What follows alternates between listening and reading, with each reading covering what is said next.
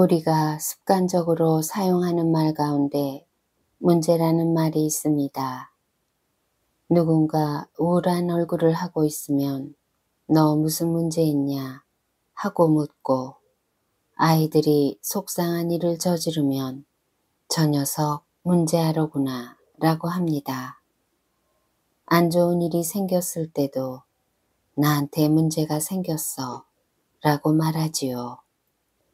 문제란 골치 아픈 무엇이라는 뜻이고, 우리는 이런저런 문제를 해결하기 위해 여러 가지 방법을 동원합니다. 하느님께 기도를 하거나 무당에게 굿을 청하기도 하고, 점쟁이를 찾아가 점괘를 봐달라고도 합니다.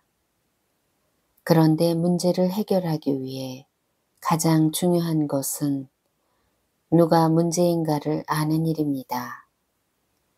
이때 누가 어떤 행동을 하며 사느냐가 아니라 누구의 마음이 불편한가, 누구의 인생이 불행한가가 중요합니다.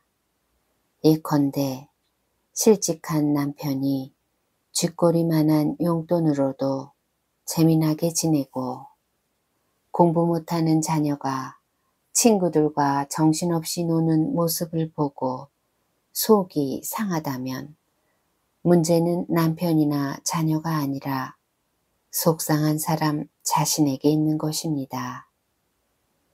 그러나 많은 분들이 자기 문제는 뒷전에 두고 남편이나 자녀에게 문제가 있다며 상담을 청해옵니다.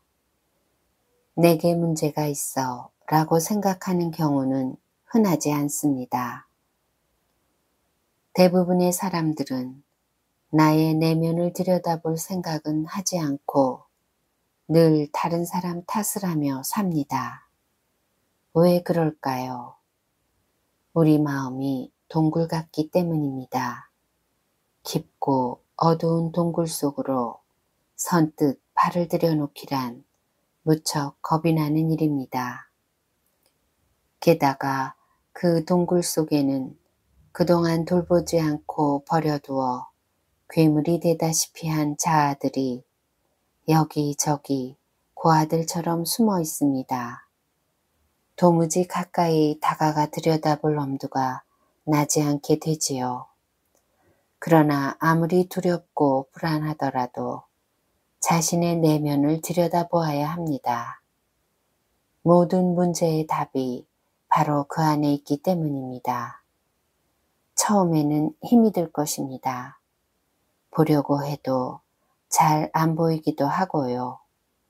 이렇게 자기 안을 들여다보는 일을 자기 탐색이라고 합니다.